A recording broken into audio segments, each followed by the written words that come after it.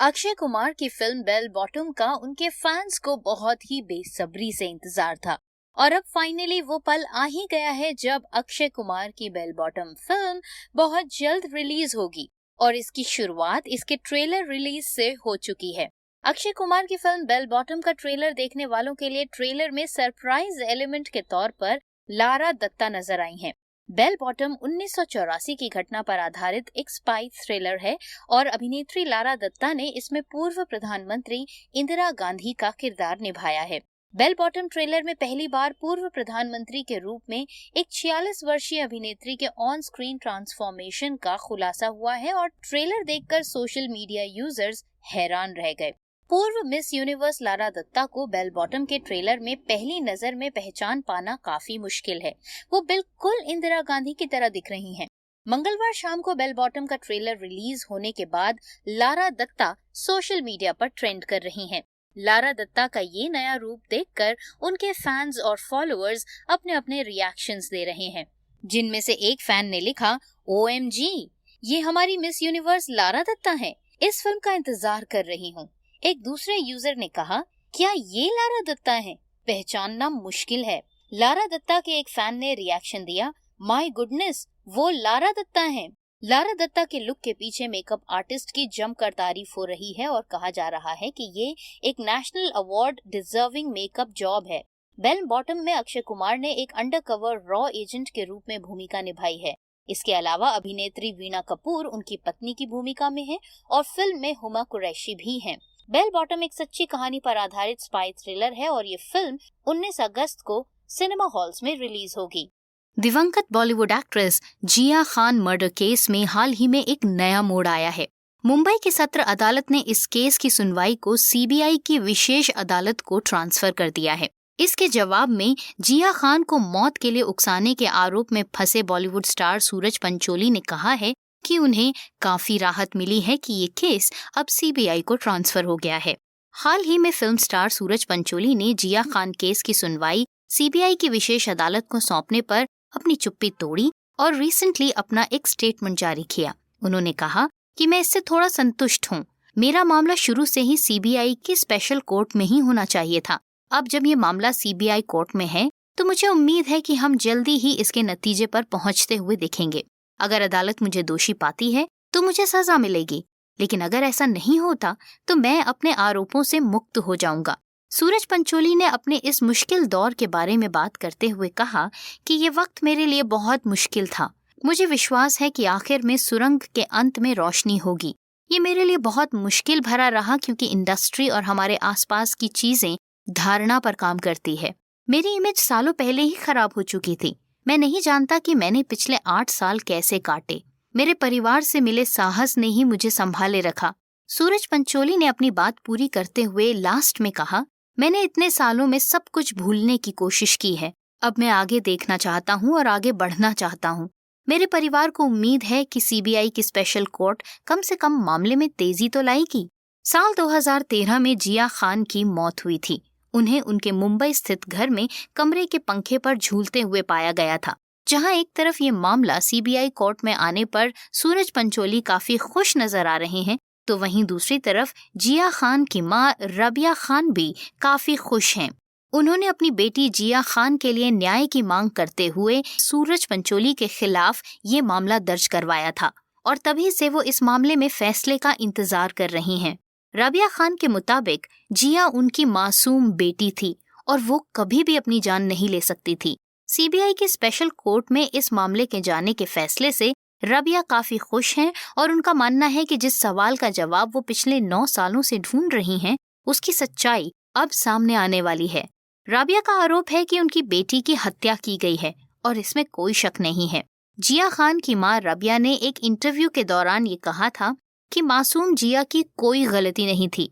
Court का फैसला अब समझदारी भरा है। 9 साल के बाद CBI महाराष्ट्र पुलिस से सबूत वापस लेगी। CBI के पास स्कारमैन की रिपोर्ट है, विशेषज्ञों की फॉरेंसिक रिपोर्ट है।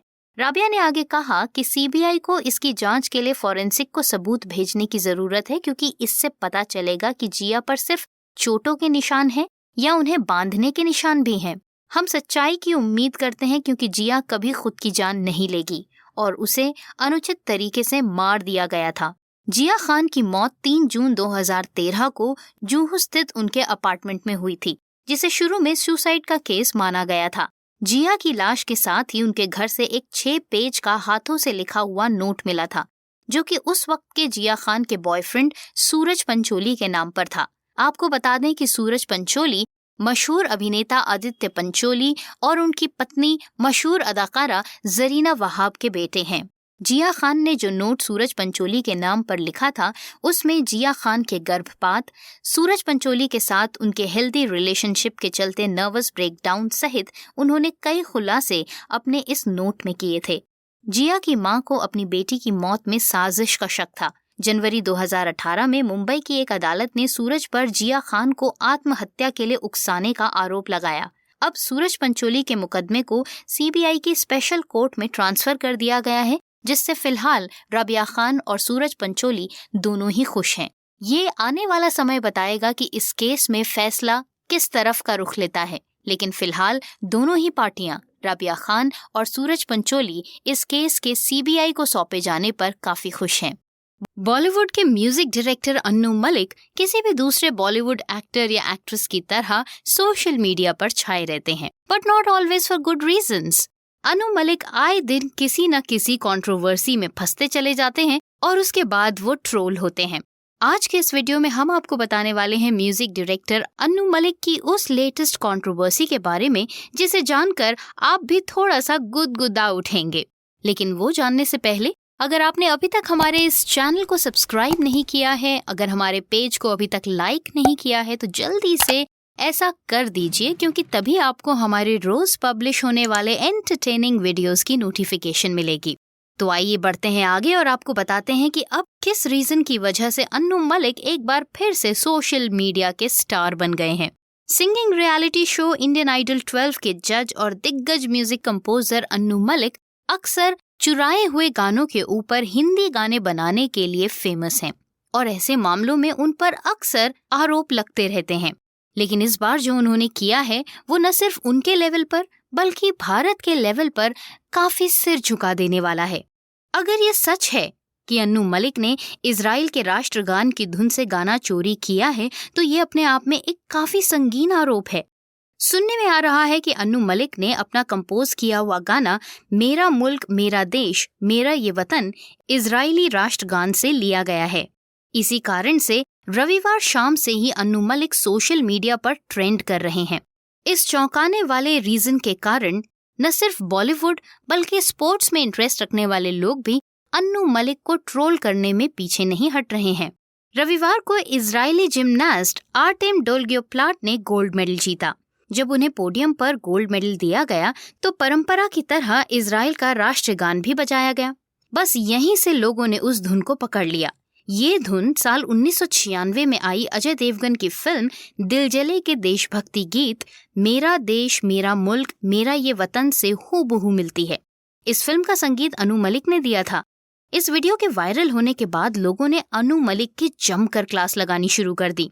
लोगों का कहना था कि बॉलीवुड में क्रिएटिविटी के नाम पर सिर्फ चोरी करना ही बचा है। एक शख्स ने तो यहाँ तक लिखा कि अगर इंटरनेट न होता तो शायद आज के 10 साल बाद भी हम अन्नू मलिक के गाने को असली ही गाना मानते। वहीं एक दूसरे शख्स ने लिखा कि अन्नू मलिक ने तो कमाल ही कर दिया। इजराइल के गोल्ड जीतने पर लोग भारत को भी बधाई दे रहे हैं। अन्नू मलिक इन्हीं वजहों से सोशल मीडिया पर छाए रहते हैं और अक्सर ट्रोल होते हैं। साल 2018 में भी एक बार फिर से वो सुर्खियों में आए थे, जब मी टू मूवमेंट के दौरान कई सारे बॉलीवुड सेलेब्स ने अन्नू मलिक पर यौन शोषण के आरोप लगाए थे। इन बॉलीवुड सेलिब्रिटीज में ज्यादातर सिंगर्स थीं, जिन्होंने अन्नू मलिक पर मी टू के तहत इल्जाम लगाए थे, जिनमें झंडा पकड़कर सबसे आगे चली सोनम मोहपात्रा, श्वेता पंडित, नेहा भसीन, कैरोलिसा मोंटेरियो और डेनिका डिसूजा ने अन्नू मलिक पर यौन शोषण का आरोप लगाया। इन आरोपों की जांच करते हुए राष्ट्रीय महिला आयोग ने अन्नू मलिक के खिलाफ पर्याप्त सबूत न मिल पाने के कारण ये केस बंद कर दिया। आयोग की बरनाली शोम ने Sony Pictures Network India Private Limited Madhuri Malhotra को एक लेटर लिखा, जिसमें कहा गया कि NCW ने मलिक के खिलाफ मामला बंद कर दिया है। आयोग ने सोना मोहपात्रा से आरोप के संबंध में दस्तावेज मांगे थे, जिन्हें सोना आयोग को उपलब्ध नहीं करा पाई। इस लेटर में सोना के लिए लिखा गया है कि आयोग ने इस मामले में 6 दिसंबर 2019 को आपकी प्रतिक्रिया प्राप्त कर ली है, जिसके मद्देनजर आपको ये बताया जाता है कि आयोग ने शिकायतकर्ता से मांगे गए संचार या पर्याप्त सबूतों की कमी के कारण मामला बंद कर दिया है। यूं तो बॉलीवुड में as a music director Anu Malik काफी इनएक्टिव हैं, लेकिन टेलीविजन की दुनिया में अनु मलिक ने अपनी एक नई ही पारी की शुरुआत की जब उन्होंने इंडियन आइडल को जज करना शुरू किया। साल 2004-05 के इंडियन आइडल सीजन 1 में अनु मलिक, फराह खान और सोनू निगम जज थे। 2005-06 में इंडियन आइडल सीजन 2 में भी अनु मलिक, फराह खान और सोनू निगम ही जज थे। इंडियन आइडल के तीसरे सीजन में जज पैनल में जावेद अख्तर, अनु मलिक, अलीशा चिनॉय और उदित नारायण थे। इंडियन आइडल सीजन 4 में कैलाश खेर, सोनाली बेंद्रे, जावेद अख्तर और अनु मलिक जज की कुर्सी पर थे। इंडियन आइडल के 5वें सीजन में सुनिधि चौहान, सलीम मर्चेंट और अनु मलिक जज के रूप में थे। इंडियन आइडल 6 में जज पैनल में अनु मलिक, सलीम मर्चेंट और सुनिधि चौहान मौजूद थीं। इंडियन आइडल में भले ही दूसरे जजेस आते और जाते गए, लेकिन अनु मलिक अपनी कुर्सी पर फेविकॉल की तरह चिपके रहे जब तक कि मी टू मूवमेंट के तहत उन पर इल्जाम लगने शुरू नहीं हुए। इल्जाम लगने के बाद अनु मलिक से इंडियन आइडल के जज की कुर्सी छीन ली गई, लेकिन उसके कुछ ही समय बाद इंडियन आइडल में वापस उन्हें एज अ जज बुला लिया गया। लेकिन काफी ट्रोलिंग के बाद एक बार फिर से अनु मलिक को जज की कुर्सी को अलविदा कहना पड़ा। लेकिन उसके बाद फिर Anu Malik Indian Idol season 9 में नजर आए और अब इंडियन आइडल सीजन 12 में एक बार फिर से अनु मलिक ने एज अ जज अपनी कुर्सी वापस पा ली है। अपने अलग ही अंदाज में ऑडियंस को एंटरटेन करने वाले अनु मलिक इंडियन आइडल के मेकर्स को काफी पसंद हैं, लेकिन अक्सर उनका कंट्रोवर्सीज में फंसना और गाना चोरी करने के आरोपों के लगने के कारण अनु मलिक का इस तरह बार बार ट्रोल होना और सोशल मीडिया पर छाना for negative reasons is neither good for Anu Malik no for Indian Idol. जब से राज कुंद्रा अरेस्ट हुए हैं तब से बॉलीवुड में एक अलग ही तरह की जंग छिड़ गई है। कुछ लोग वेब सीरीज और OTT प्लेटफॉर्म्स के जरिए जिस तरह का कंटेंट दर्शकों के सामने परोसा जा रहा है उसको समय की डिमांड बता रहे हैं, तो कुछ लोग इसे समाज के लिए सबसे बुरा समय बता रहे हैं, क्योंकि इस तरह का कंटेंट ओपनली जिस तरह से हर उम्र के दर्शकों को परोसा जा रहा है वो सरासर गलत है। राज कुंद्रा की गिरफ्तारी के बाद एक बात तो तय है, वो ये कि अब इस तरह के कंटेंट पर कानूनी शिकंजा कसे जाने की तैयारी है। लेकिन साथ ही ये सवाल भी उठता है कि सिर्फ राज कुंद्रा ही क्यों, जबकि इस तरह का कंटेंट पहले भी कई सारे OTT प्लेटफॉर्म्स पर परोसा जा चुका है और कईयों पर परोसे जाने की तैयारी है। आज के इस वीडियो में हम आपको बताने वाले हैं उन्हीं वेब सीरीज या इसी तरह का कंटेंट परोसने वाले वीडियोस के बारे में जिनके जरिए लोगों को न सिर्फ एंटरटेन करने की कोशिश की गई बल्कि TRP खींचने की भी कोशिश की गई। लेकिन वो बताने से पहले अगर आपने अभी तक हमारे इस चैनल को सब्सक्राइब नहीं किया है, पेज को लाइक नहीं किया है, तो जल्दी से कर दीजिए, क्योंकि तभी आपको हमारे रोज पोस्ट होने वाले वीडियोस की नोटिफिकेशन मिलेगी। तो आइए इस वीडियो में बढ़ते हैं आगे और आपको बताते हैं उन कंटेंट के बारे में जिनमें वाकई एरोटिका कंटेंट था। इस वीडियो में गंदी बात से लेकर मोना होम डिलीवरी सहित कई सारी ऐसी वेब सीरीज के बारे में हम आपको बताएंगे जिनके जरिए निर्माताओं ने बोल्ड सीन्स को लोगों के सामने बहुत ही सीधे अंदाज में पेश कर दिया और लोगों ने भी हाथों हाथ इस कंटेंट को लिया, क्योंकि कोविड-19 के चलते लोगों के पास न तो सिनेमा घरों की तरफ जाने का ऑप्शन था और न ही टेलीविजन पर कोई खास अच्छे सीरियल्स बन रहे थे, और ऐसे में लोगों ने टाइम पास के लिए चुना OTT प्लेटफॉर्म्स को, जिन्होंने इस समय का बखूबी फायदा उठाया और लोगों के बीच अपनी पहचान बनाने के लिए एरोटिका कंटेंट को पेश करने से भी परहेज नहीं किया। बोल्डनेस की हद पार करने वाली इन वेब सीरीज में सबसे ऊपर जिस वेब सीरीज का नाम आता है वो है ऑल्ट बालाजी की वेब सीरीज गंदी बात। फ्लोरा सैनी और अवनेशी जैन ने गंदी बात वेब सीरीज में एक दूसरे के साथ काफी बोल्ड सीन्स दिए थे। इस सीरीज में दोनों के बीच लेस्बियन रिलेशनशिप दिखाया गया था। ये सीरीज ऑल्ट बालाजी पर रिलीज हुई थी। MX प्लेयर और उल्लू जैसे ऐप्स जिस तरह एरोटिका कंटेंट को पेश कर रहे हैं और जितना रेगुलरली पेश कर रहे हैं, उससे साफ साफ ये समझ आता है कि वो किसी भी कीमत पर OTT प्लेटफॉर्म्स की होड़ में सबसे आगे और तेज निकलना चाहते हैं। जब इस तरह का कंटेंट बनाने वाले मेकर्स से ये पूछा जाता है कि वो इस तरह का कंटेंट क्यों बनाते हैं, तो ऐसे में अक्सर उनका रिप्लाई यही होता है कि हम वही बनाते हैं जो व्यूअर्स देखना चाहते हैं। ऐसे में सिर्फ व्यूअर्स के ऊपर सारी बातें धकेल देना कितना सही है? आपको क्या लगता है? कमेंट में हमें जरूर लिखकर बताइए कि क्या आपको भी ऐसा लगता है कि हर एक व्यूअर की डिमांड यही है और यही रीजन है कि OTT प्लेटफॉर्म्स पर इतना ज्यादा बोल्ड कंटेंट प्रमोट हो रहा है? कमेंट पर लिखकर हमें अपनी राय जरूर दीजिए। साथ ही साथ अगर आपने हमारे चैनल को अभी तक सब्सक्राइब नहीं किया है तो जल्दी से इसे सब्सक्राइब कर लीजिए और पेज को लाइक कर दीजिए ताकि आपको हमारे रोज पब्लिश होने वाले वीडियोस की नोटिफिकेशन मिलती रहे। नंबर 2, शोर। इस वीडियो का सिर्फ एक ट्रेलर देख के ही आपको समझ आ जाएगा कि इस सीरीज में किस हद तक बोल्ड सीन्स को फिल्माया गया। उल्लू ऐप पर रिलीज हुई इस सीरीज में काफी बोल्ड और हॉट सीन्स थे। Number 3, Mona home delivery. MX player पर रिलीज ये सीरीज अब तक की सबसे बोल्ड सीरीज में से एक रही है। इस सीरीज में कंगना शर्मा ने एक के बाद एक बोल्ड सीन्स दिए थे। नंबर 4, कविता भाभी। कविता भाभी नाम की ये सीरीज भी MX प्लेयर पर रिलीज हुई थी। इस सीरीज को देखने के लिए आपको घर में एक कोना तलाश करना होगा जहां आप इसे अकेले में देख पाएं। नंबर 5, मस्त राम। इस सीरीज में रानी चैटर्जी और अंशुमन झा के बीच एक से बढ़कर एक हॉट सीन्स फिल्माए गए थे। ये सीरीज भी MX प्लेयर पर ही रिलीज हुई थी। Number 6, for more shots please. इस सीरीज में मिलिंद सोमन और सायानी गुप्ता के बीच कई बोल्ड सीन्स दिखाए गए थे। इस सीरीज को आप Amazon प्राइम वीडियो पर देख सकते हैं। फॉर मोर शॉट्स का दूसरा सीजन भी रिलीज हो चुका है और जिन लोगों ने इस सीरीज को पसंद किया वो बहुत ही बेसब्री से इसके तीसरे सीजन का इंतजार कर रहे हैं। Number 7, Wanna Have a Good Time। ये वेब सीरीज अपने टाइटल पर एकदम खरी उतरती है। इस सीरीज में फ्लोरा सैनी ने कई बोल्ड सीन्स दिए थे। नंबर 8, देव DD। इस वेब शो की कहानी एक फीमेल कैरेक्टर विकी के जीवन पर आधारित है जो बेहद खुले विचारों की है और अपने स्टाइल से अपनी जिंदगी को जीना चाहती है। इस सीरीज में भी कई बोल्ड सीन्स परोसे गए थे। Number 9, auction. इस वीडियो में एक्ट्रेस अपने चारों ओर लिपटी चादर को कभी गिराती नहीं है, लेकिन जिस तरह से वो इसमें घूमती है वो किसी को भी पागल कर देने के लिए काफी है। Number 10, XXX uncensored.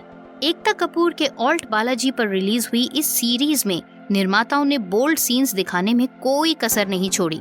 तो अब अगर ऐसे में शिल्पा शेट्टी ये सवाल करें कि जब और भी OTT प्लेटफॉर्म्स पर इसी तरह का कंटेंट परोसा जा रहा है तो शिकंजे में सिर्फ उनके पति राज कुंद्रा ही क्यों, तो ये सुनने में कहीं गलत नहीं लगता। लेकिन अब सवाल ये उठता है कि राज कुंद्रा के बाद आगे किसका नंबर लगने वाला है, ये तो आने वाला समय ही बताएगा। भारत में ये मान्यता है कि जब भी किसी लड़की की शादी होती है तो उसका नाम बदल जाता है।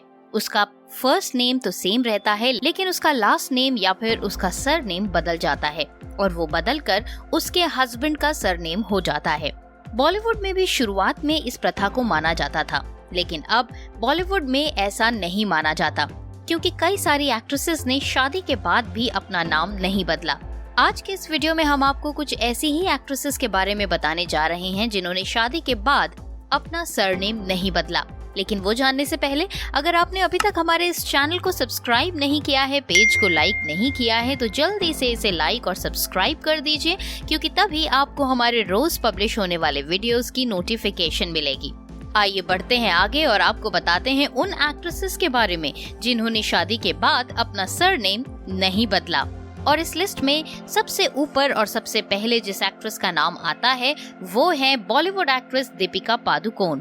फिल्म एक्ट्रेस दीपिका पादुकोण ने साल 2018 में फिल्म स्टार रणवीर सिंह से शादी रचाई थी।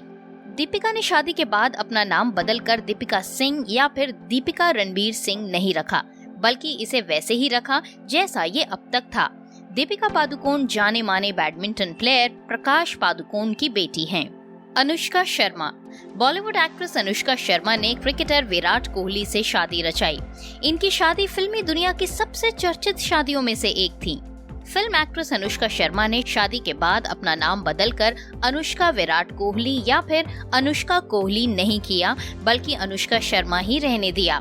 हालांकि अनुष्का शर्मा ने शादी के बाद बॉलीवुड से एज एन एक्ट्रेस किनारा जरूर कर लिया, लेकिन उन्होंने अपने नाम में कोई बदलाव नहीं किया।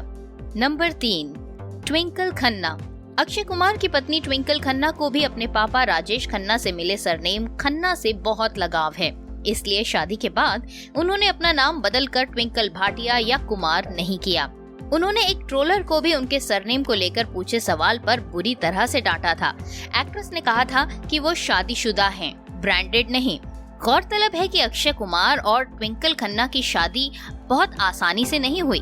अक्षय कुमार को ट्विंकल खन्ना की मम्मी यानी डिम्पल कपाड़िया को मनाने में अच्छे खासे पापड़ बेलने पड़े और उसके बाद जाकर उनकी शादी ट्विंकल खन्ना से हुई।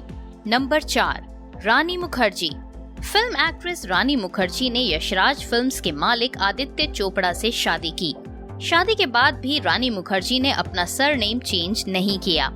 रानी मुखर्जी बॉलीवुड की उन एक्ट्रेसेस में से एक हैं जो अपनी इंडिपेंडेंट सोच रखती हैं। भले ही उन्होंने पहले से शादीशुदा आदित्य चोपड़ा से शादी करने का फैसला लिया, लेकिन बावजूद इसके उन्होंने अपने नाम में या फिर अपने जीवन में कोई तब्दीली नहीं की। नंबर 5, रीना दत्ता।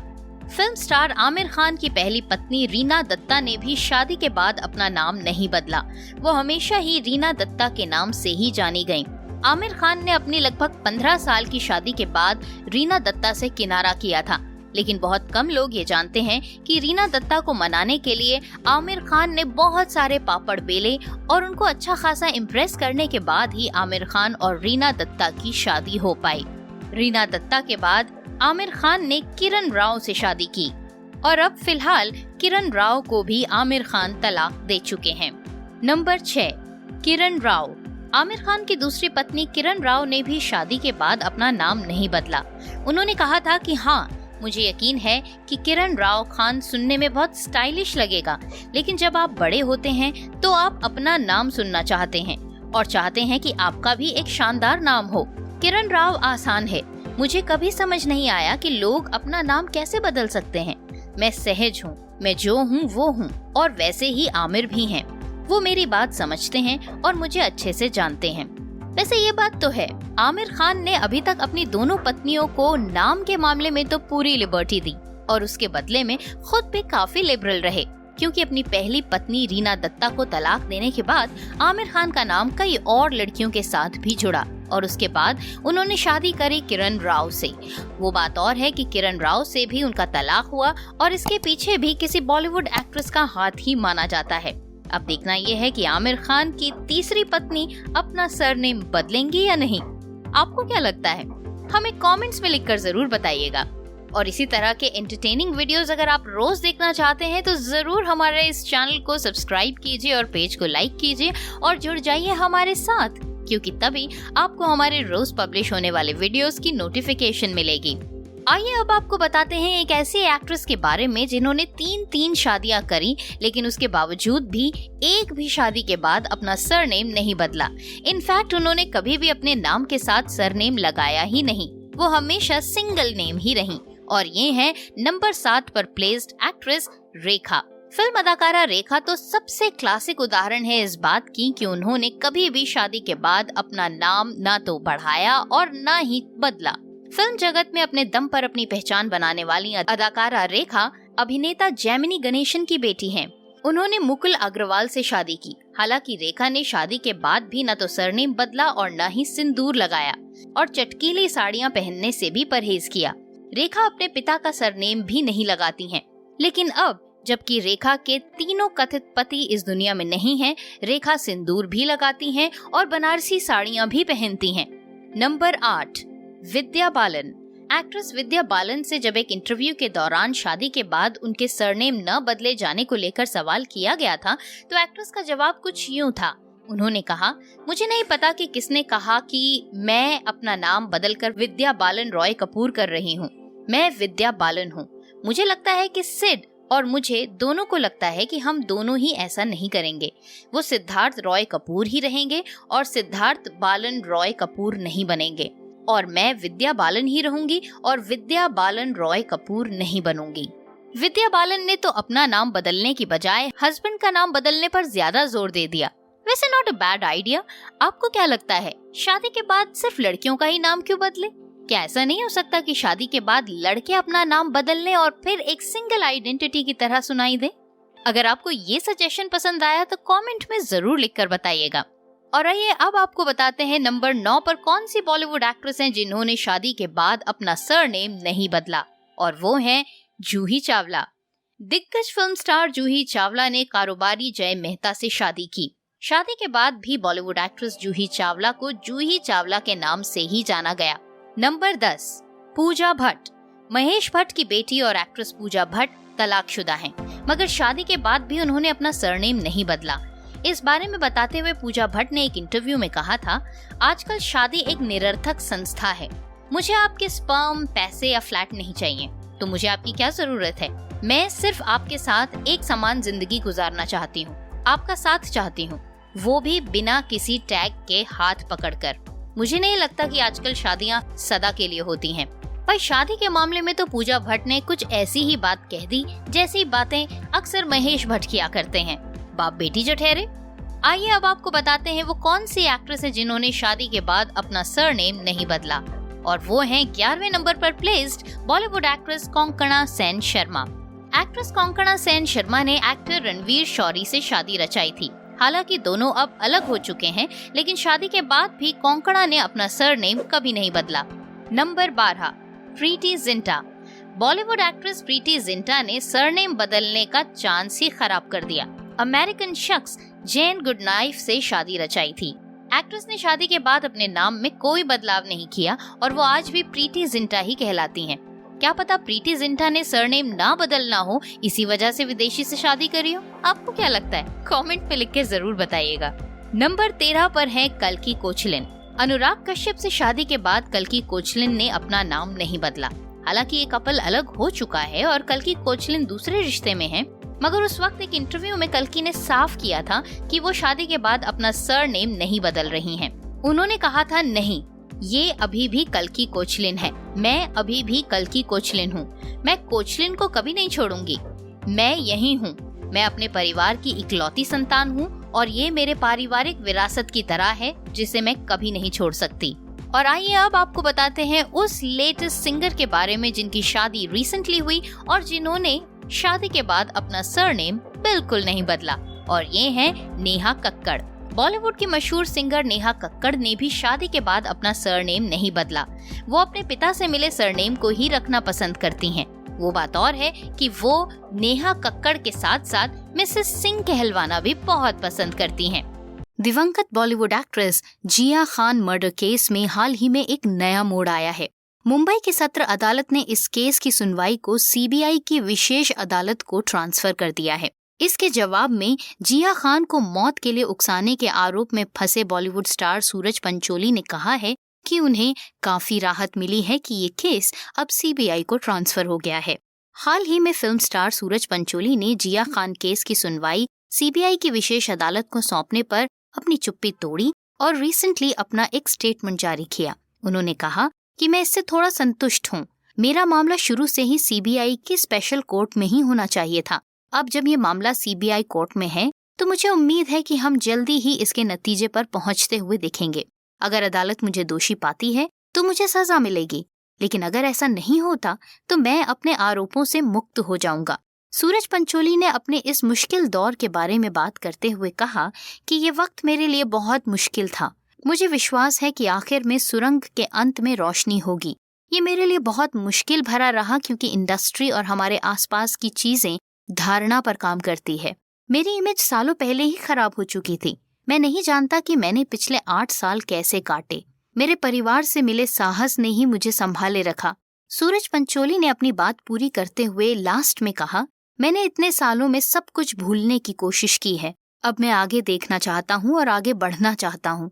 मेरे परिवार को उम्मीद है कि सीबीआई की स्पेशल कोर्ट कम से कम मामले में तेजी तो लाएगी। साल 2013 में जिया खान की मौत हुई थी।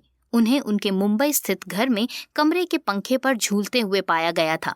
जहां एक तरफ ये मामला सीबीआई कोर्ट में आने पर सूरज पंचोली काफी खुश नजर आ रहे हैं, तो वहीं दूसरी तरफ जिया खान की मां रबिया खान भी काफी खुश हैं। उन्होंने अपनी बेटी जिया खान के लिए न्याय की मांग करते हुए सूरज पंचोली के खिलाफ ये मामला दर्ज करवाया था और तभी से वो इस मामले में फैसले का इंतजार कर रही हैं। रबिया खान के मुताबिक जिया उनकी मासूम बेटी थी और वो कभी भी अपनी जान नहीं ले सकती थी। सीबीआई की स्पेशल कोर्ट में इस मामले के जाने के फैसले से रबिया काफी खुश हैं और उनका मानना है कि जिस सवाल का जवाब वो पिछले 9 सालों से ढूंढ रही हैं, उसकी सच्चाई अब सामने आने वाली है। रबिया का आरोप है कि उनकी बेटी की हत्या की गई है और इसमें कोई शक नहीं है। जिया खान की मां रबिया ने एक इंटरव्यू के दौरान ये कहा था कि मासूम जिया की कोई गलती नहीं थी। कोर्ट का फैसला अब समझदारी भरा है। 9 साल के बाद सीबीआई महाराष्ट्र पुलिस से सबूत वापस लेगी। सीबीआई के पास स्कारमैन की रिपोर्ट है, विशेषज्ञों की फॉरेंसिक रिपोर्ट है। राबिया ने आगे कहा कि सीबीआई को इसकी जांच के लिए फॉरेंसिक को सबूत भेजने की जरूरत है, क्योंकि इससे पता चलेगा कि जिया पर सिर्फ चोटों के निशान हैं या उन्हें बांधने के निशान भी हैं। हम सच्चाई की उम्मीद करते हैं क्योंकि जिया कभी खुद की जान नहीं लेगी और उसे अनुचित तरीके से मार दिया गया था। जिया खान की मौत 3 जून 2013 को जूहू स्थित उनके अपार्टमेंट में हुई थी, जिसे शुरू में सुसाइड का केस माना गया था। जिया की लाश के साथ ही उनके घर से एक 6 पेज का हाथों से लिखा हुआ नोट मिला था, जो कि उस वक्त के जिया खान के बॉयफ्रेंड सूरज पंचोली के नाम पर था। आपको बता दें कि सूरज पंचोली मशहूर अभिनेता आदित्य पंचोली और उनकी पत्नी मशहूर अदाकारा जरीना वहाब के बेटे हैं। जिया खान ने जो नोट सूरज पंचोली के नाम पर लिखा था, उसमें जिया खान के गर्भपात, सूरज पंचोली के साथ उनके हेल्दी रिलेशनशिप के चलते नर्वस ब्रेकडाउन सहित उन्होंने कई खुलासे अपने इस नोट में किए थे।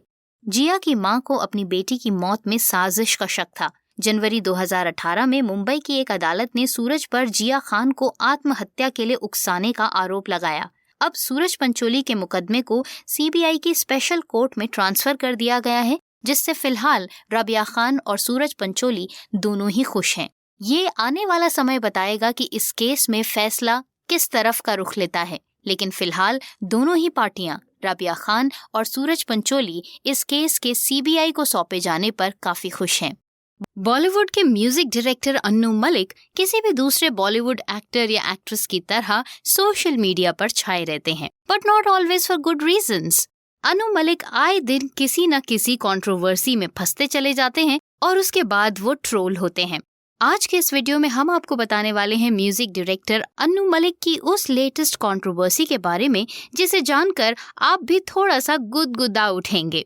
लेकिन वो जानने से पहले, अगर आपने अभी तक हमारे इस चैनल को सब्सक्राइब नहीं किया है, अगर हमारे पेज को अभी तक लाइक नहीं किया है, तो जल्दी से ऐसा कर दीजिए, क्योंकि तभी आपको हमारे रोज पब्लिश होने वाले एंटरटेनिंग वीडियोस की नोटिफिकेशन मिलेगी। तो आइए बढ़ते हैं आगे और आपको बताते हैं कि अब किस रीजन की वजह से अन्नू मलिक एक बार फिर से सोशल मीडिया के स्टार बन गए हैं। Singing reality show Indian Idol 12 के जज और दिग्गज म्यूजिक कंपोजर अन्नू मलिक अक्सर चुराए हुए गानों के ऊपर हिंदी गाने बनाने के लिए फेमस हैं और ऐसे मामलों में उन पर अक्सर आरोप लगते रहते हैं। लेकिन इस बार जो उन्होंने किया है वो न सिर्फ उनके लेवल पर बल्कि भारत के लेवल पर काफी सिर झुका देने वाला है। अगर ये सच है कि अन्नू मलिक ने इजराइल के राष्ट्रगान की धुन से गाना चोरी किया है, तो ये अपने आप में एक काफी संगीन आरोप है।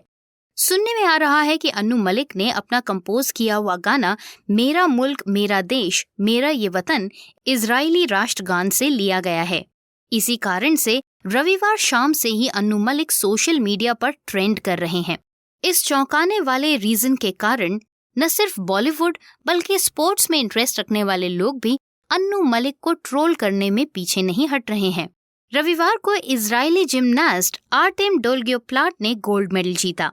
जब उन्हें पोडियम पर गोल्ड मेडल दिया गया तो परंपरा की तरह इजराइल का राष्ट्रगान भी बजाया गया। बस यहीं से लोगों ने उस धुन को पकड़ लिया। ये धुन साल 1996 में आई अजय देवगन की फिल्म दिलजले के देशभक्ति गीत मेरा देश मेरा मुल्क मेरा ये वतन से हूबहू मिलती है। इस फिल्म का संगीत अन्नू मलिक ने दिया था। इस वीडियो के वायरल होने के बाद लोगों ने अन्नू मलिक की जमकर क्लास लगानी शुरू कर दी। लोगों का कहना था कि बॉलीवुड में क्रिएटिविटी के नाम पर सिर्फ चोरी करना ही बचा है। एक शख्स ने तो यहाँ तक लिखा कि अगर इंटरनेट न होता तो शायद आज के 10 साल बाद भी हम अन्नू मलिक के गाने को असली ही गाना मानते। वहीं एक दूसरे शख्स ने लिखा कि अन्नू मलिक ने तो कमाल ही कर दिया, इजराइल के गोल्ड जीतने पर लोग भारत को भी बधाई दे रहे हैं। अन्नू मलिक इन्हीं वजहों से सोशल मीडिया पर छाए रहते हैं और अक्सर ट्रोल होते हैं। साल 2018 में भी एक बार फिर से वो सुर्खियों में आए थे, जब मी टू मूवमेंट के दौरान कई सारे बॉलीवुड सेलेब्स ने अन्नू मलिक पर यौन शोषण के आरोप लगाए थे। इन बॉलीवुड सेलिब्रिटीज में ज्यादातर सिंगर्स थीं, जिन्होंने अन्नू मलिक पर मी टू के तहत इल्जाम लगाए थे, जिनमें झंडा पकड़कर सबसे आगे चली सोनम मोहपात्रा, श्वेता पंडित, नेहा भसीन, कैरलिसा मोंटेरियो और डेनिका डिसूजा ने अन्नू मलिक पर यौन शोषण का आरोप लगाया। इन आरोपों की जांच करते हुए राष्ट्रीय महिला आयोग ने अन्नू मलिक के खिलाफ पर्याप्त सबूत न मिल पाने के कारण ये केस बंद कर दिया। आयोग की बरनाली शोम ने Sony Pictures Network India Private Limited Madhuri Malhotra को एक लेटर लिखा, जिसमें कहा गया कि NCW ने मलिक के खिलाफ मामला बंद कर दिया है। आयोग ने सोना मोहपात्रा से आरोप के संबंध में दस्तावेज मांगे थे, जिन्हें सोना आयोग को उपलब्ध नहीं करा पाई। इस लेटर में सोना के लिए लिखा गया है कि आयोग ने इस मामले में 6 दिसंबर 2019 को आपकी प्रतिक्रिया प्राप्त कर ली है, जिसके मद्देनजर आपको ये बताया जाता है कि आयोग ने शिकायतकर्ता से मांगे गए संचार या पर्याप्त सबूतों की कमी के कारण मामला बंद कर दिया है। यूं तो बॉलीवुड में as a music director Anu Malik काफी इनएक्टिव हैं, लेकिन टेलीविजन की दुनिया में अन्नू मलिक ने अपनी एक नई ही पारी की शुरुआत की, जब उन्होंने इंडियन आइडल को जज करना शुरू किया। साल 2004-05 के इंडियन आइडल सीजन 1 में अन्नू मलिक, फराह खान और सोनू निगम जज थे। 2005-06 में इंडियन आइडल सीजन 2 में भी अन्नू मलिक, फराह खान और सोनू निगम ही जज थे। इंडियन आइडल के तीसरे सीजन में जज पैनल में जावेद अख्तर, अन्नू मलिक, अलीशा चिनॉय और उदित नारायण थे। इंडियन आइडल सीजन 4 में कैलाश खेर, सोनाली बेंद्रे, जावेद अख्तर और अन्नू मलिक जज की कुर्सी पर थे। इंडियन आइडल के 5वें सीजन में सुनिधि चौहान, सलीम मर्चेंट और अन्नू मलिक जज के रूप में थे।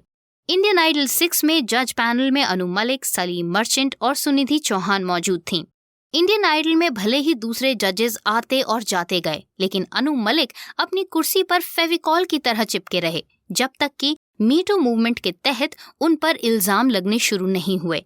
इल्जाम लगने के बाद अन्नू मलिक से इंडियन आइडल के जज की कुर्सी छीन ली गई, लेकिन उसके कुछ ही समय बाद इंडियन आइडल में वापस उन्हें एज अ जज बुला लिया गया। लेकिन काफी ट्रोलिंग के बाद एक बार फिर से अन्नू मलिक को जज की कुर्सी को अलविदा कहना पड़ा। लेकिन उसके बाद फिर Anu Malik Indian Idol season 9 में नजर आए और अब इंडियन आइडल सीजन 12 में एक बार फिर से अन्नू मलिक ने एज अ जज अपनी कुर्सी वापस पा ली है। अपने अलग ही अंदाज में ऑडियंस को एंटरटेन करने वाले अन्नू मलिक इंडियन आइडल के मेकर्स को काफी पसंद हैं, लेकिन अक्सर उनका कंट्रोवर्सीज में फंसना और गाना चोरी करने के आरोपों के लगने के कारण अन्नू मलिक का इस तरह बार बार ट्रोल होना और सोशल मीडिया पर छाना for negative reasons is neither good for Anu Malik no for Indian Idol. जब से राज कुंद्रा अरेस्ट हुए हैं, तब से बॉलीवुड में एक अलग ही तरह की जंग छिड़ गई है। कुछ लोग वेब सीरीज और OTT प्लेटफॉर्म्स के जरिए जिस तरह का कंटेंट दर्शकों के सामने परोसा जा रहा है, उसको समय की डिमांड बता रहे हैं, तो कुछ लोग इसे समाज के लिए सबसे बुरा समय बता रहे हैं, क्योंकि इस तरह का कंटेंट ओपनली जिस तरह से हर उम्र के दर्शकों को परोसा जा रहा है, वो सरासर गलत है। राज कुंद्रा की गिरफ्तारी के बाद एक बात तो तय है, वो ये कि अब इस तरह के कंटेंट पर कानूनी शिकंजा कसे जाने की तैयारी है। लेकिन साथ ही ये सवाल भी उठता है कि सिर्फ राज कुंद्रा ही क्यों, जबकि इस तरह का कंटेंट पहले भी कई सारे OTT प्लेटफॉर्म्स पर परोसा जा चुका है और कईयों पर परोसे जाने की तैयारी है। आज के इस वीडियो में हम आपको बताने वाले हैं उन्हीं वेब सीरीज या इसी तरह का कंटेंट परोसने वाले वीडियोस के बारे में, जिनके जरिए लोगों को न सिर्फ एंटरटेन करने की कोशिश की गई, बल्कि TRP खींचने की भी कोशिश की गई। लेकिन वो बताने से पहले, अगर आपने अभी तक हमारे इस चैनल को सब्सक्राइब नहीं किया है, पेज को लाइक नहीं किया है, तो जल्दी से कर दीजिए, क्योंकि तभी आपको हमारे रोज पोस्ट होने वाले वीडियोस की नोटिफिकेशन मिलेगी। तो आइए इस वीडियो में बढ़ते हैं आगे और आपको बताते हैं उन कंटेंट के बारे में जिनमें वाकई एरोटिका कंटेंट था। इस वीडियो में गंदी बात से लेकर मोना होम डिलीवरी सहित कई सारी ऐसी वेब सीरीज के बारे में हम आपको बताएंगे, जिनके जरिए निर्माताओं ने बोल्ड सीन्स को लोगों के सामने बहुत ही सीधे अंदाज में पेश कर दिया और लोगों ने भी हाथों हाथ इस कंटेंट को लिया, क्योंकि कोविड-19 के चलते लोगों के पास ना तो सिनेमा घरों की तरफ जाने का ऑप्शन था और न ही टेलीविजन पर कोई खास अच्छे सीरियल्स बन रहे थे। और ऐसे में लोगों ने टाइम पास के लिए चुना OTT प्लेटफॉर्म्स को, जिन्होंने इस समय का बखूबी फायदा उठाया और लोगों के बीच अपनी पहचान बनाने के लिए एरोटिका कंटेंट को पेश करने से भी परहेज नहीं किया। बोल्डनेस की हद पार करने वाली इन वेब सीरीज में सबसे ऊपर जिस वेब सीरीज का नाम आता है वो है ऑल्ट बालाजी की वेब सीरीज गंदी बात। फ्लोरा सैनी और अवनीशी जैन ने गंदी बात वेब सीरीज में एक दूसरे के साथ काफी बोल्ड सीन्स दिए थे। इस सीरीज में दोनों के बीच लेस्बियन रिलेशनशिप दिखाया गया था। ये सीरीज ऑल्ट बालाजी पर रिलीज हुई थी। MX प्लेयर और उल्लू जैसे ऐप्स जिस तरह एरोटिका कंटेंट को पेश कर रहे हैं और जितना रेगुलरली पेश कर रहे हैं, उससे साफ साफ ये समझ आता है कि वो किसी भी कीमत पर OTT प्लेटफॉर्म्स की होड़ में सबसे आगे और तेज निकलना चाहते हैं। जब इस तरह का कंटेंट बनाने वाले मेकर्स से ये पूछा जाता है कि वो इस तरह का कंटेंट क्यों बनाते हैं, तो ऐसे में अक्सर उनका रिप्लाई यही होता है कि हम वही बनाते हैं जो व्यूअर्स देखना चाहते हैं। ऐसे में सिर्फ व्यूअर्स के ऊपर सारी बातें धकेल देना कितना सही है? आपको क्या लगता है? कमेंट में हमें जरूर लिखकर बताइए कि क्या आपको भी ऐसा लगता है कि हर एक व्यूअर की डिमांड यही है और यही रीजन है कि OTT प्लेटफॉर्म्स पर इतना ज्यादा बोल्ड कंटेंट प्रमोट हो रहा है? कमेंट पर लिखकर हमें अपनी राय जरूर दीजिए। साथ ही साथ अगर आपने हमारे चैनल को अभी तक सब्सक्राइब नहीं किया है तो जल्दी से इसे सब्सक्राइब कर लीजिए और पेज को लाइक कर दीजिए ताकि आपको हमारे रोज पब्लिश होने वाले वीडियोस की नोटिफिकेशन मिलती रहे। नंबर 2, शोर। इस वीडियो का सिर्फ एक ट्रेलर देख के ही आपको समझ आ जाएगा कि इस सीरीज में किस हद तक बोल्ड सीन्स को फिल्माया गया। उल्लू ऐप पर रिलीज हुई इस सीरीज में काफी बोल्ड और हॉट सीन्स थे। Number 3, Mona home delivery. MX player पर रिलीज ये सीरीज अब तक की सबसे बोल्ड सीरीज में से एक रही है। इस सीरीज में कंगना शर्मा ने एक के बाद एक बोल्ड सीन्स दिए थे। नंबर 4, कविता भाभी। कविता भाभी नाम की ये सीरीज भी MX प्लेयर पर रिलीज हुई थी। इस सीरीज को देखने के लिए आपको घर में एक कोना तलाश करना होगा जहां आप इसे अकेले में देख पाएं। नंबर 5, मस्त राम। इस सीरीज में रानी चैटर्जी और अंशुमन झा के बीच एक से बढ़कर एक हॉट सीन्स फिल्माए गए थे। ये सीरीज भी MX प्लेयर पर ही रिलीज हुई थी। Number 6, for more shots please. इस सीरीज में मिलिंद सोमन और सायानी गुप्ता के बीच कई बोल्ड सीन्स दिखाए गए थे। इस सीरीज को आप Amazon प्राइम वीडियो पर देख सकते हैं।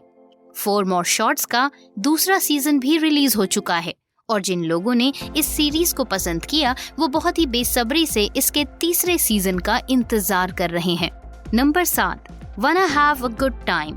ये वेब सीरीज अपने टाइटल पर एकदम खरी उतरती है। इस सीरीज में फ्लोरा सैनी ने कई बोल्ड सीन्स दिए थे। नंबर 8, देव DD।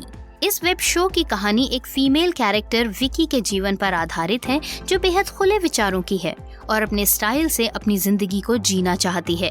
इस सीरीज में भी कई बोल्ड सीन्स परोसे गए थे। Number 9, auction.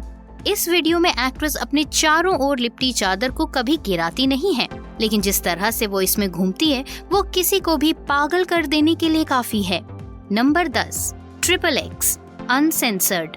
एकता कपूर के ऑल्ट बालाजी पर रिलीज हुई इस सीरीज में निर्माताओं ने बोल्ड सीन्स दिखाने में कोई कसर नहीं छोड़ी। तो अब अगर ऐसे में शिल्पा शेट्टी ये सवाल करें कि जब और भी OTT प्लेटफॉर्म्स पर इसी तरह का कंटेंट परोसा जा रहा है तो शिकंजे में सिर्फ उनके पति राज कुंद्रा ही क्यों, तो ये सुनने में कहीं गलत नहीं लगता। लेकिन अब सवाल ये उठता है कि राज कुंद्रा के बाद आगे किसका नंबर लगने वाला है? ये तो आने वाला समय ही बताएगा। भारत में ये मान्यता है कि जब भी किसी लड़की की शादी होती है तो उसका नाम बदल जाता है। उसका फर्स्ट नेम तो सेम रहता है लेकिन उसका लास्ट नेम या फिर उसका सर नेम बदल जाता है और वो बदलकर उसके हस्बैंड का सरनेम हो जाता है।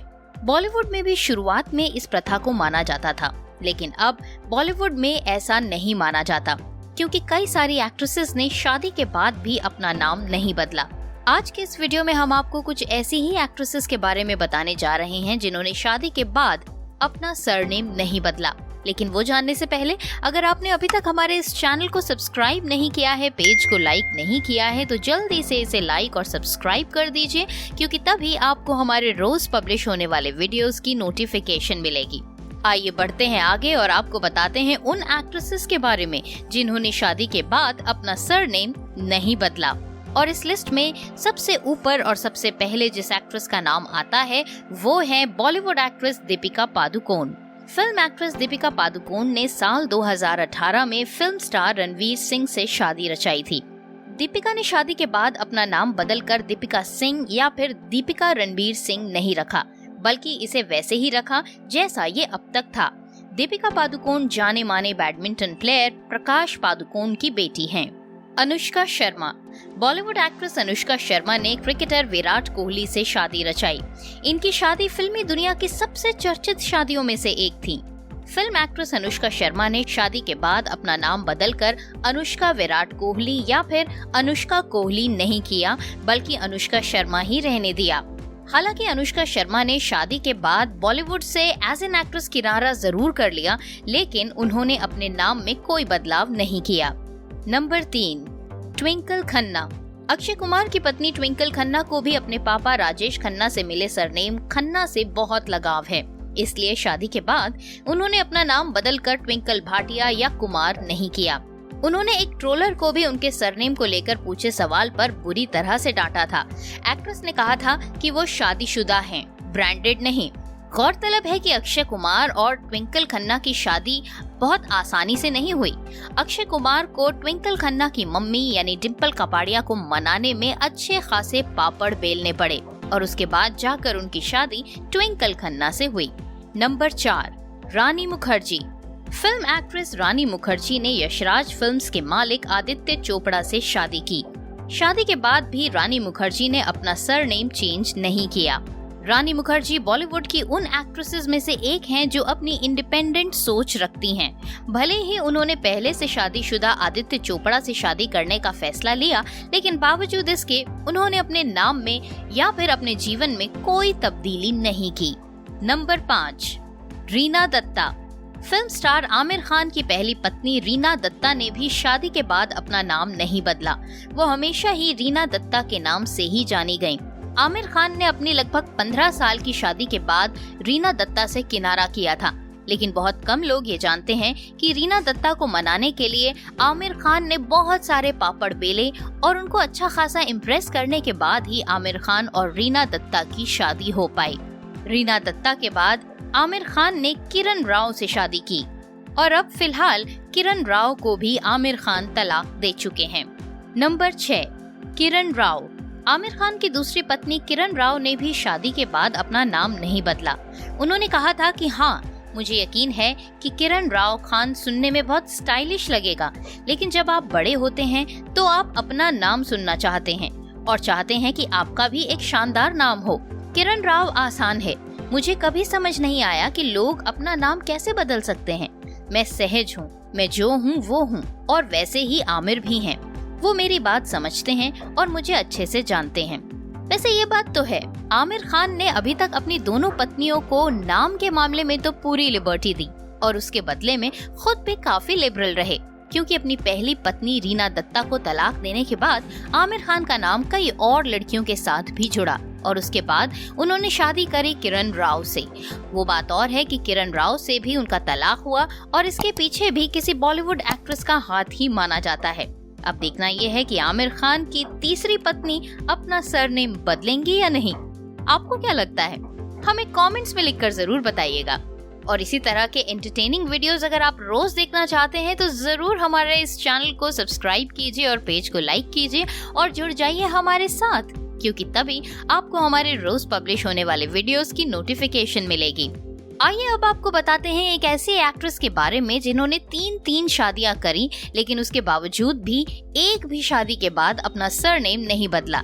इनफैक्ट उन्होंने कभी भी अपने नाम के साथ सरनेम लगाया ही नहीं। वो हमेशा सिंगल नेम ही रही। और ये है नंबर 7 पर प्लेस्ड एक्ट्रेस रेखा। फिल्म अदाकारा रेखा तो सबसे क्लासिक उदाहरण है इस बात की कि उन्होंने कभी भी शादी के बाद अपना नाम ना तो बढ़ाया और ना ही बदला। फिल्म जगत में अपने दम पर अपनी पहचान बनाने वाली अदाकारा रेखा अभिनेता जेमिनी गणेशन की बेटी हैं। उन्होंने मुकुल अग्रवाल से शादी की। हालांकि रेखा ने शादी के बाद भी न तो सरनेम बदला और न ही सिंदूर लगाया और चटकीली साड़ियां पहनने से भी परहेज किया। रेखा अपने पिता का सरनेम भी नहीं लगाती हैं। लेकिन अब जबकि रेखा के तीनों कथित पति इस दुनिया में नहीं हैं, रेखा सिंदूर भी लगाती हैं और बनारसी साड़ियां भी पहनती हैं। नंबर 8, विद्या बालन।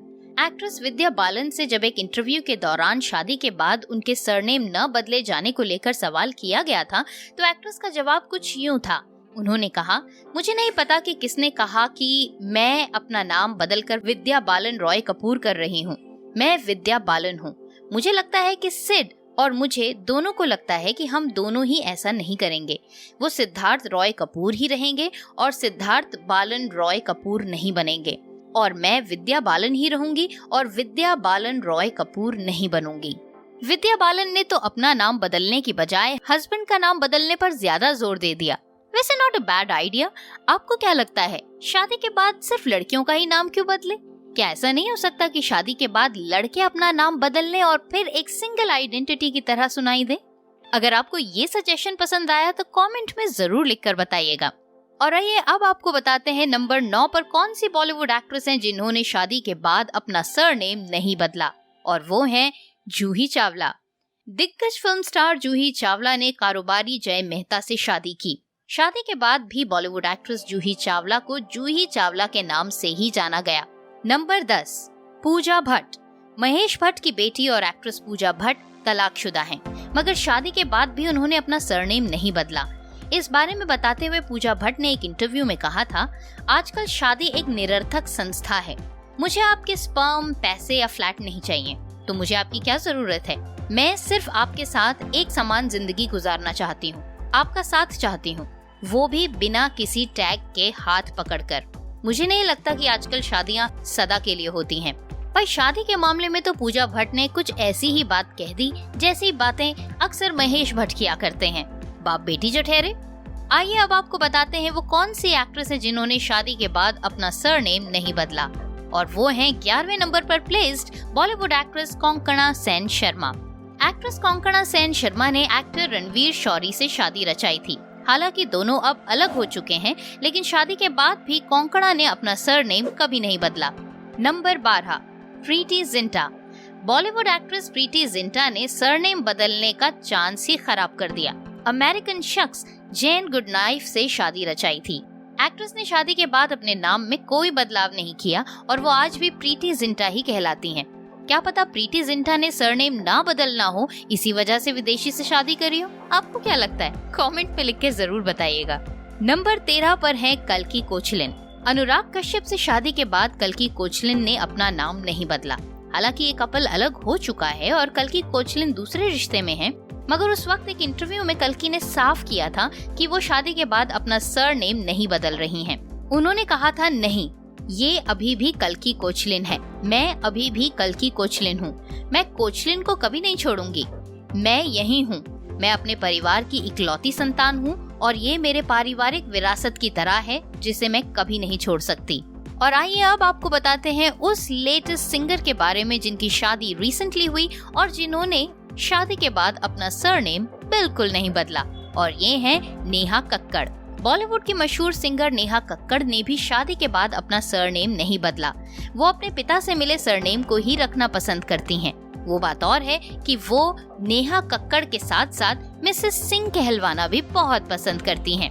अक्षय कुमार की फिल्म बेल बॉटम का उनके फैंस को बहुत ही बेसब्री से इंतजार था, और अब फाइनली वो पल आ ही गया है जब अक्षय कुमार की बेल बॉटम फिल्म बहुत जल्द रिलीज होगी, और इसकी शुरुआत इसके ट्रेलर रिलीज से हो चुकी है। अक्षय कुमार की फिल्म बेल बॉटम का ट्रेलर देखने वालों के लिए ट्रेलर में सरप्राइज एलिमेंट के तौर पर लारा दत्ता नजर आई हैं। बेल बॉटम 1984 की घटना पर आधारित एक स्पाई थ्रिलर है और अभिनेत्री लारा दत्ता ने इसमें पूर्व प्रधानमंत्री इंदिरा गांधी का किरदार निभाया है। बेल बॉटम ट्रेलर में पहली बार पूर्व प्रधानमंत्री के रूप में एक 46 वर्षीय अभिनेत्री के ऑन स्क्रीन ट्रांसफॉर्मेशन का खुलासा हुआ है और ट्रेलर देखकर सोशल मीडिया यूजर्स हैरान रह गए। पूर्व मिस यूनिवर्स लारा दत्ता को बेल बॉटम के ट्रेलर में पहली नजर में पहचान पाना काफी मुश्किल है। वो बिल्कुल इंदिरा गांधी की तरह दिख रही हैं।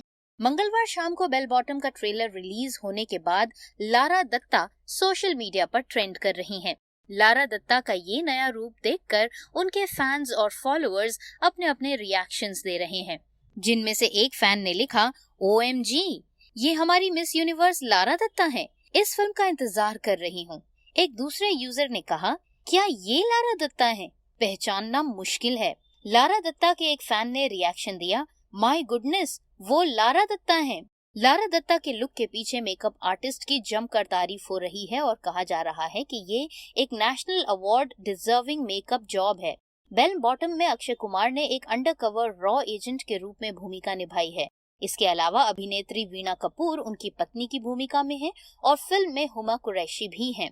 बेल बॉटम एक सच्ची कहानी पर आधारित स्पाई थ्रिलर है और ये फिल्म 19 अगस्त को सिनेमा हॉल्स में रिलीज होगी। अक्षय कुमार की फिल्म बेल बॉटम का उनके फैंस को बहुत ही बेसब्री से इंतजार था और अब फाइनली वो पल आ ही गया है जब अक्षय कुमार की बेल बॉटम फिल्म बहुत जल्द रिलीज होगी और इसकी शुरुआत इसके ट्रेलर रिलीज से हो चुकी है। अक्षय कुमार की फिल्म बेल बॉटम का ट्रेलर देखने वालों के लिए ट्रेलर में सरप्राइज एलिमेंट के तौर पर लारा दत्ता नजर आई हैं। बेल बॉटम 1984 की घटना पर आधारित एक स्पाई थ्रिलर है और अभिनेत्री लारा दत्ता ने इसमें पूर्व प्रधानमंत्री इंदिरा गांधी का किरदार निभाया है। बेल बॉटम ट्रेलर में पहली बार पूर्व प्रधानमंत्री के रूप में एक 46 वर्षीय अभिनेत्री के ऑन स्क्रीन ट्रांसफॉर्मेशन का खुलासा हुआ है और ट्रेलर देखकर सोशल मीडिया यूजर्स हैरान रह गए। पूर्व मिस यूनिवर्स लारा दत्ता को बेल बॉटम के ट्रेलर में पहली नजर में पहचान पाना काफी मुश्किल है। वो बिल्कुल इंदिरा गांधी की तरह दिख रही हैं। मंगलवार शाम को बेल बॉटम का ट्रेलर रिलीज होने के बाद लारा दत्ता सोशल मीडिया पर ट्रेंड कर रही हैं। लारा दत्ता का ये नया रूप देखकर उनके फैंस और फॉलोअर्स अपने अपने रिएक्शंस दे रहे हैं, जिनमें से एक फैन ने लिखा, OMG, ये हमारी मिस यूनिवर्स लारा दत्ता है, इस फिल्म का इंतजार कर रही हूँ। एक दूसरे यूजर ने कहा, क्या ये लारा दत्ता है? पहचानना मुश्किल है। लारा दत्ता के एक फैन ने रिएक्शन दिया, माय गुडनेस, वो लारा दत्ता है। लारा दत्ता के लुक के पीछे मेकअप आर्टिस्ट की जमकर तारीफ हो रही है और कहा जा रहा है कि ये एक national award deserving makeup job है। बेल बॉटम में अक्षय कुमार ने एक अंडरकवर रॉ एजेंट के रूप में भूमिका निभाई है। इसके अलावा अभिनेत्री वीणा कपूर उनकी पत्नी की भूमिका में है और फिल्म में हुमा कुरैशी भी हैं। बेल बॉटम एक सच्ची कहानी पर आधारित स्पाई थ्रिलर है और ये फिल्म 19 अगस्त को सिनेमा हॉल्स में रिलीज होगी। अक्षय कुमार की फिल्म बेल बॉटम का उनके फैंस को बहुत ही बेसब्री से इंतजार था और अब फाइनली वो पल आ ही गया है जब अक्षय कुमार की बेल बॉटम फिल्म बहुत जल्द रिलीज होगी और इसकी शुरुआत इसके ट्रेलर रिलीज से हो चुकी है। अक्षय कुमार की फिल्म बेल बॉटम का ट्रेलर देखने वालों के लिए ट्रेलर में सरप्राइज एलिमेंट के तौर पर लारा दत्ता नजर आई हैं। बेल बॉटम 1984 की घटना पर आधारित एक स्पाई थ्रिलर है और अभिनेत्री लारा दत्ता ने इसमें पूर्व प्रधानमंत्री इंदिरा गांधी का किरदार निभाया है। बेल बॉटम ट्रेलर में पहली बार पूर्व प्रधानमंत्री के रूप में एक 46 वर्षीय अभिनेत्री के ऑन स्क्रीन ट्रांसफॉर्मेशन का खुलासा हुआ है और ट्रेलर देखकर सोशल मीडिया यूजर्स हैरान रह गए। पूर्व मिस यूनिवर्स लारा दत्ता को बेल बॉटम के ट्रेलर में पहली नजर में पहचान पाना काफी मुश्किल है। वो बिल्कुल इंदिरा गांधी की तरह दिख रही हैं। मंगलवार शाम को बेल बॉटम का ट्रेलर रिलीज होने के बाद लारा दत्ता सोशल मीडिया पर ट्रेंड कर रही हैं। लारा दत्ता का ये नया रूप देखकर उनके फैंस और फॉलोअर्स अपने अपने रिएक्शंस दे रहे हैं, जिनमें से एक फैन ने लिखा, OMG, ये हमारी मिस यूनिवर्स लारा दत्ता है, इस फिल्म का इंतजार कर रही हूँ। एक दूसरे यूजर ने कहा, क्या ये लारा दत्ता है? पहचानना मुश्किल है। लारा दत्ता के एक फैन ने रिएक्शन दिया, माय गुडनेस, वो लारा दत्ता है। लारा दत्ता के लुक के पीछे मेकअप आर्टिस्ट की जमकर तारीफ हो रही है और कहा जा रहा है कि ये एक national award deserving makeup job है। बेल बॉटम में अक्षय कुमार ने एक अंडरकवर रॉ एजेंट के रूप में भूमिका निभाई है। इसके अलावा अभिनेत्री वीणा कपूर उनकी पत्नी की भूमिका में है और फिल्म में हुमा कुरैशी भी हैं। बेल बॉटम एक सच्ची कहानी पर आधारित स्पाई थ्रिलर है और ये फिल्म 19 अगस्त को सिनेमा हॉल्स में रिलीज होगी।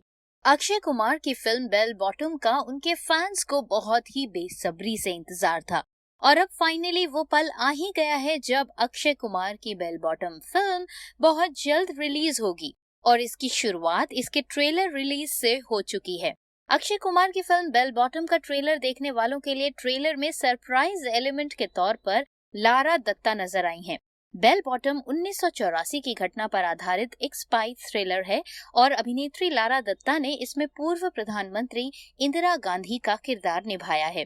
बेल बॉटम ट्रेलर में पहली बार पूर्व प्रधानमंत्री के रूप में एक 46 वर्षीय अभिनेत्री के ऑन स्क्रीन ट्रांसफॉर्मेशन का खुलासा हुआ है और ट्रेलर देखकर सोशल मीडिया यूजर्स हैरान रह गए।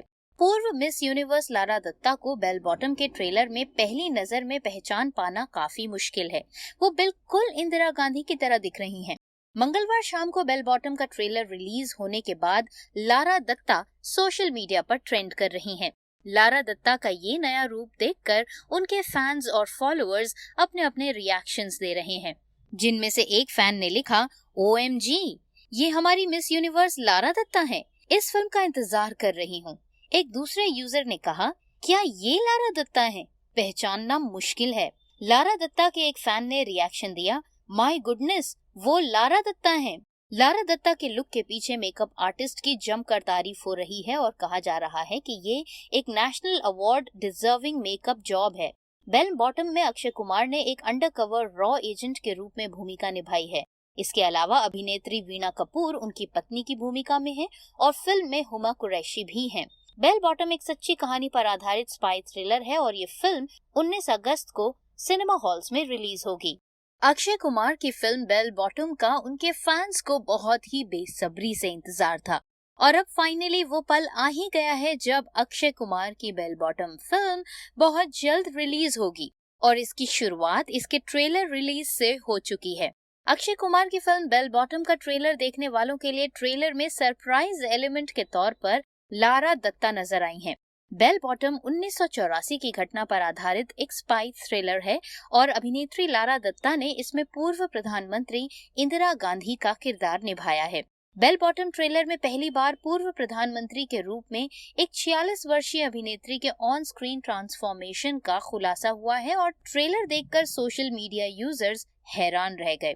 पूर्व मिस यूनिवर्स लारा दत्ता को बेल बॉटम के ट्रेलर में पहली नजर में पहचान पाना काफी मुश्किल है। वो बिल्कुल इंदिरा गांधी की तरह दिख रही हैं। मंगलवार शाम को बेल बॉटम का ट्रेलर रिलीज होने के बाद लारा दत्ता सोशल मीडिया पर ट्रेंड कर रही हैं।